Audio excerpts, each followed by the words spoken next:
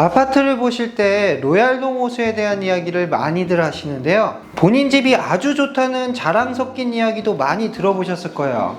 그런데 아파트 단지가 큰데 도대체 어디가 로얄동인지 판단하는 기준이 주관적인 분들이 많으세요.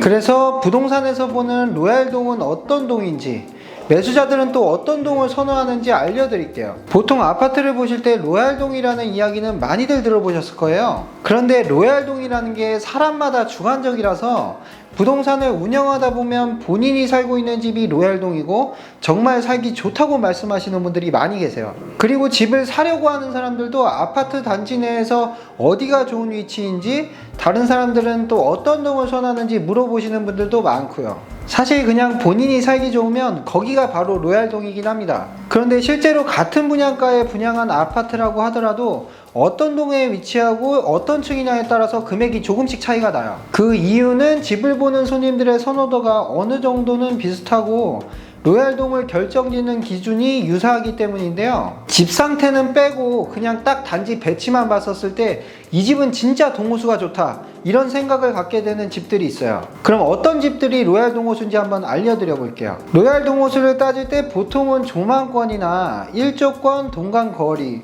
소음, 조경, 방향, 생활 편의와 같은 부분들을 골고루 살펴서 좋은 집을 판별을 해요. 여기서 가장 두드러지는 특징은 조망권인데요. 예를 들어서 아파트 단지에서 한강뷰가 보인다고 한번 생각을 해보세요.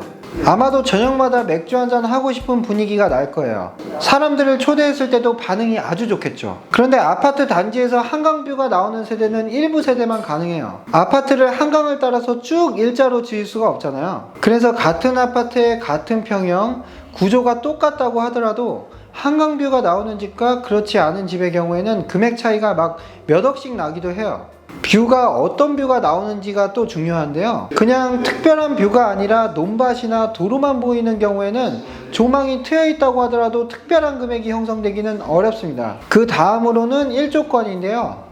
해가 잘 드는 집을 대다수의 사람들은 선호합니다. 그런데 아파트가 해가 잘 들기 위해서는 앞에 막힘이 없어야 하는데 막힘이 없는 아파트는 많지가 않아요. 그래서 대체로 전면동을 선호하시는 분들이 많으세요. 전면동은 일단 앞에 막힘이 없는 경우가 많기 때문에 하루 종일 해가 잘 들어올 수밖에 없어요. 그런데 전면동이 아니라고 하더라도 동간거리가 넓거나 높은 층의 경우에는 해가 잘 들어오는 경우가 있어요. 그리고 전면동이 아니라도 뒷동의 층이 앞동보다 또 높은 경우에는 일조권과 조망권이 모두 확보되는 경우도 있습니다. 이런 동의 고층들은 선호도가 아주 높아요. 그리고 소음에 대한 부분도 로얄동을 판정할 때 고려해 봐야 될 사항인데요. 대부분의 사람들은 집을 보러 갔을 때 창문을 한 번씩 열어보세요. 이유는 조망을 보기도 하지만 소음 부분도 체크해 보기 위해서인데요. 아파트가 조망은 뛰어난데 대화하기 어려울 정도로 도로 소음이 심하다면 창문을 열고 살기가 어렵겠죠. 또는 학교 앞이나 놀이터 앞이라서 아이들이 장난치는 소리가 너무 크게 들리거나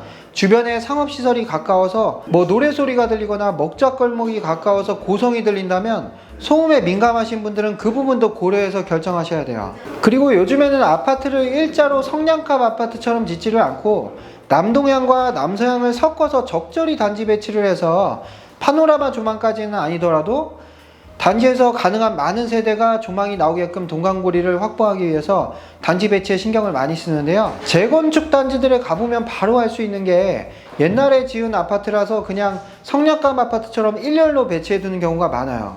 그런 경우에는 우수한 조망이 있는 단지라도 전면동에만 조망권이 몰려있고 동간거리도 모두 일정하게 나오게 돼요. 그래서 최근에 짓는 단지들은 동간거리가 조금씩 다 차이가 있어요. 그리고 고층 아파트의 경우에는 아무래도 동간거리를 좀 더 넓게 빼는 경향이 있고요. 저층 단지의 경우에는 동간거리가 조금 좁더라도 일조량을 어느 정도 가져갈 수 있기 때문에 동간거리가 아파트의 층수와 좀 관련이 있어요. 그래서 단지에서 동간거리가 넓은 동이 있다면 조망하고 일조량이 어느 정도 확보가 된다는 이야기이기도 해요.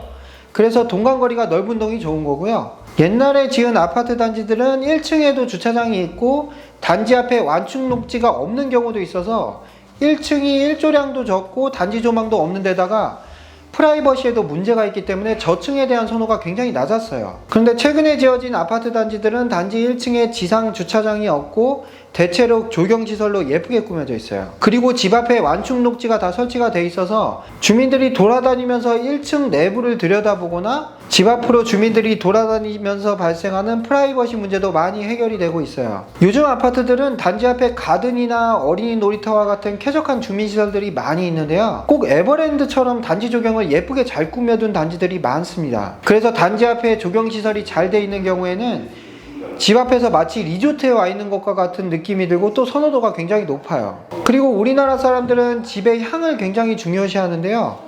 남향에 가까울수록 선호도가 높아요. 그런데 모든 아파트를 다 남향으로 지을 수는 없기 때문에 요즘에는 정남향보다는 남동향이나 남서향으로 최대한 많은 세대수를 남향에 가깝도록 단지 설계를 해둡니다. 그래서 만약 아파트 단지에 정남향의 집이 있다면 그 세대는 또 남향을 찾는 분들에게 선호도가 높아요. 마지막으로 생활편이나 대중교통도 로얄동에 영향을 많이 미치는데요.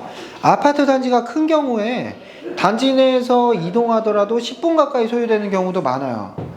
그런데 예를 들어서 자녀를 초등학교에 보낼 때는 초등학교까지 거리가 가까운 동에 대한 선호가 높고, 은행이나 병원과 음식점, 커피숍과 같은 상업시설이 가까운 동이나 지하철과 같은 대중교통시설이 가까운 동의 경우에도 생활편의가 좋아서 많은 사람들에게 선호도가 높습니다. 그래서 로얄동을 판매하실 때는 여러가지 사항을 종합해서 고려해 보셔야 되는데요. 조망이 좋은 단지는 우선순위가 상당히 높아요. 그리고 일조량과 동간거리가 넓은 동인지도 살펴보셔야 되고요. 소음이 적은 동인지, 조경이 앞에가 잘 되어 있는 동인지, 그리고 남향에 가까울수록 또 생활편의시설 이용이 용이한 동일수록 선호가 높습니다. 솔직히 같은 아파트 단지에서 어떤 동이 더 좋고 나쁘고는 개인적인 선호도에 따라서 조금씩은 달라질 수는 있지만 본인의 생활 패턴에 맞는 좋은 로얄동을 잘 고르시면 되겠습니다.